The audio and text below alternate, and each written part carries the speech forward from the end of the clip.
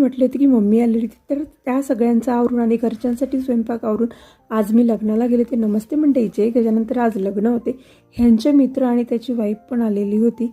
तर जायची बिलकुल इच्छा नव्हती, कारण आज दिवसभर पाऊस आलेला होता आणि रस्त्यावर पाणी असणार होते आणि मेन म्हणजे वरातीत जायचे होते.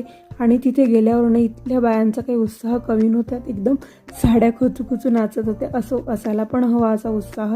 गेल्यावर बरेच लेट लग्न लागलेले होते, 12 ते 12:30 वाजता. आता तुम्ही म्हणाल की आता कसे काय लग्न, देवशनी एकादशी झाल्यावर? पण नाही, हा व्हिडिओ आधीचा आहे एकादशीचा, तेव्हा मुहूर्त होता लग्नाचा शेवटचा.